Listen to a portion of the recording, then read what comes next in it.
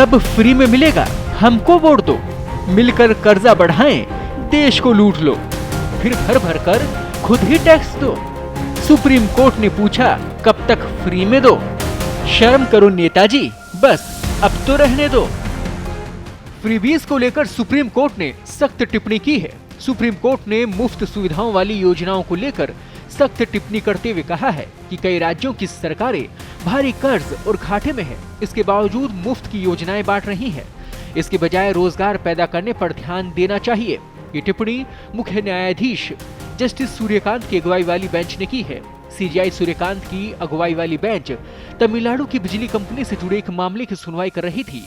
बिजली कंपनी की ओर से कहा गया कि हमने टैरिफ की दरें पहले ही तय कर दी थी। बाद में सरकार की ओर से कहा गया कि हमने बिजली फ्री कर दी है। इस पर सीजेआई की बेंच ने सख्त टिप्पणी की।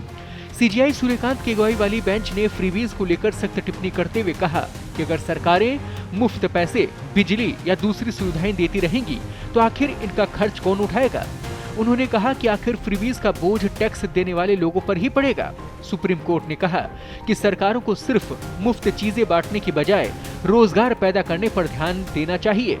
सीजेआई सूर्यकांत ने देश में फ्रीबीज सिस्टम पर टिप्पणी करते हुए कहा कि इस तरह से फ्रीबीज बांटने पर देश का आर्थिक विकास रुकेगा।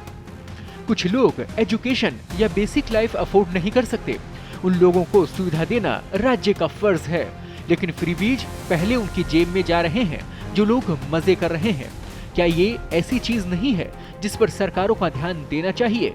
सीजेआई ने कहा कि हमें ऐसे राज्य की जानकारी है जहां फ्री बिजली है, भले ही आप बड़े लैंडलॉर्ड हों, आप लाइट जलाते हैं, अगर आपको कोई फैसिलिटी चाहिए तो आपको उसके लिए पे करना होता है, ये टैक्स का पैसा है। उन्होंने कहा कि हम सिर्फ तमिलनाडु के बारे में ही बात नहीं कर रहे हैं। सीजेआई ने कहा कि हम ये पूछना चाहते हैं कि इलेक्शन से ठीक पहले स्कीम्स क्यों अनाउंस की जा रही हैं।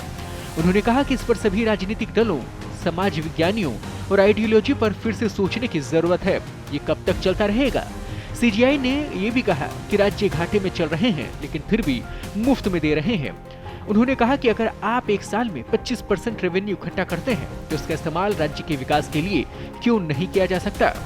ऐसे में सुप्रीम कोर्ट की टिप्पणी आपको कैसे लगी? कमेंट बॉक्स में जरूर बताएं। ताजा अपडेट्स और बड़ी खबरों के लिए बने रहें पत्रिका के साथ। मैं हूं आपके साथ कृपाशंकर शर्मा। देश दुनिया की ताजा खबरें और वीडियोस के लिए अभी डाउनलोड करें पत्रिका ऐप।